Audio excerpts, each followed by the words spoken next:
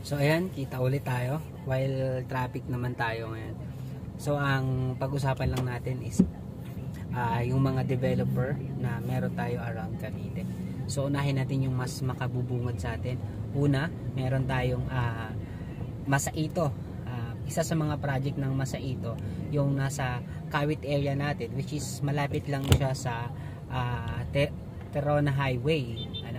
Yung halos pag-exit siya ng Cavitex, labas ka ng Kawit, then madadaanan mo yung isa sa pinakamalaking project ni Ayala, yung Evo City. So andun lang siya, pagpasok niya ng Kalayaan konti, siguro from highway mga 3 to 5 minutes maximum na yon.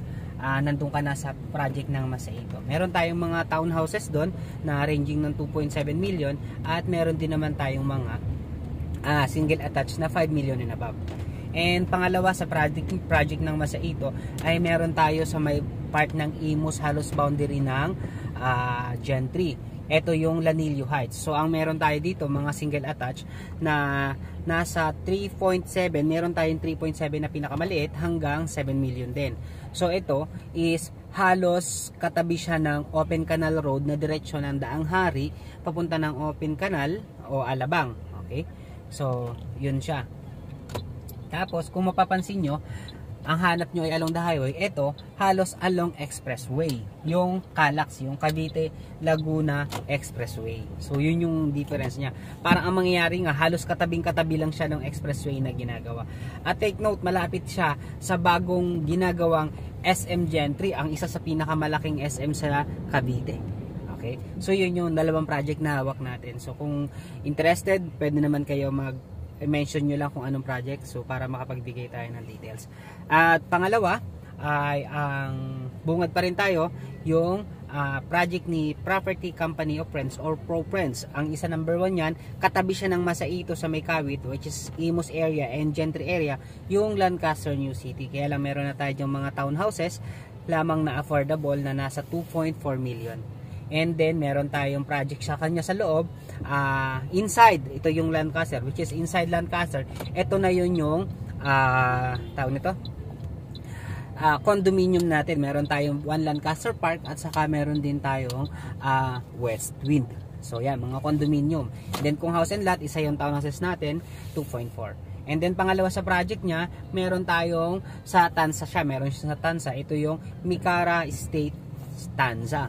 Yun naman. So house and lot din siya, nasa 2 million and above din siya, townhouses lang din siya, at meron din tayong low-rise condominium, yung Lamor. Okay? So yun yung mga project na meron siya. And the rest, malaya na meron tayo sa Carmona na project ni Pro Friends. Ito yung Carmona Estate. At meron din tayo sa Bacoor, yung Belport Estate. Kaya lang hindi tayo updated kasi nasa 9 million and above na siya. So masado siya, sobra na siyang taas. And then, yun yung pangalawang project natin. And pangalawang developer. Ang pangatlo ay si Raymolan. So si Raymolan, kilala siya sa Locos Housing, pero ang hawak natin yung mga nasa mid-range niya. Meron tayong sa project sa Tanza, yun yung Estancia Enclave. Okay? So meron tayong townhouses at saka meron din tayong duplex naman sa Tanza. Ang kasabay niyan ay yung Valencia Enclave, nasa likod lang siya ng project ni Province ng Lancaster. Kaya lang, so far ngayon kasi wala masyado siyang available. Nasa 3.5 million siya na duplex. And then, yung Tradiso niya sa may Imus area along Aguinaldo Highway na condominium na under Pag-ibig financing. So more on, yung mga project kasi ni Raymolan is under ng Pag-ibig. So ang the rest project niya, yung mga Locos Housing, yung kung kilala niyo yung Pagsibol, Pagsinag, Pasinaya. So yan yung mga project niya na Locos Housing which is under Pag-ibig. Okay? Pangatlong developer.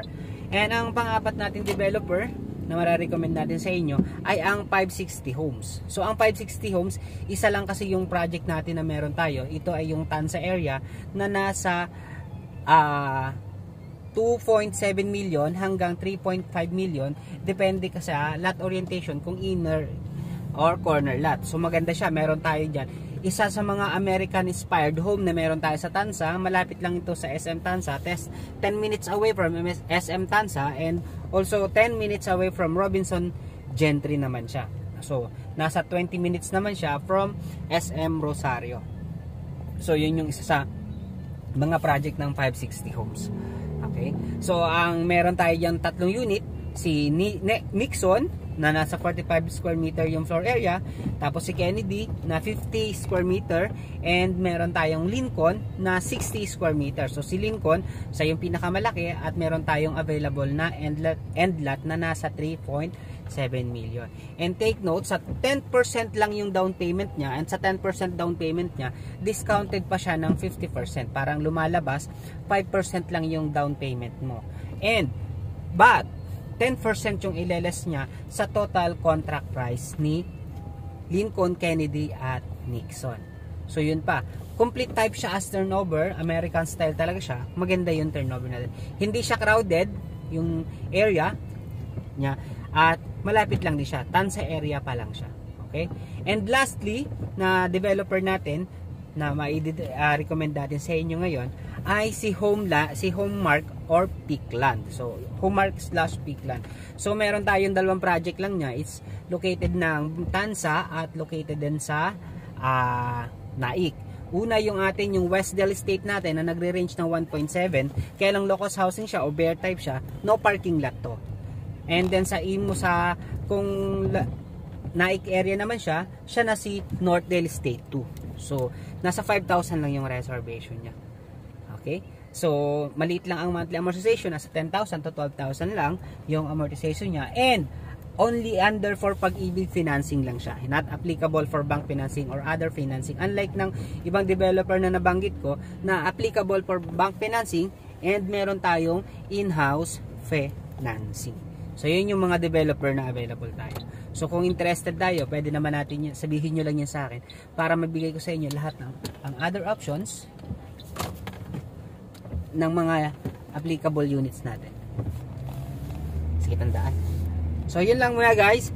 So i-discuss ko sa inyo yung mga features niyan sa susunod nating pagkikita. Sa ngayon, focus muna ako, medyo masikip yung daan, baka mamaya mapasabi tayo. Okay? And then medyo umuulan ng konti, may tubig ang mga daan. So ayun nga guys, see you ulit, or kukontinue ko ito later para sa panibago. So abangan niyo yung features and the best property that I can recommend to you para sa inyong investment or dream house nyo.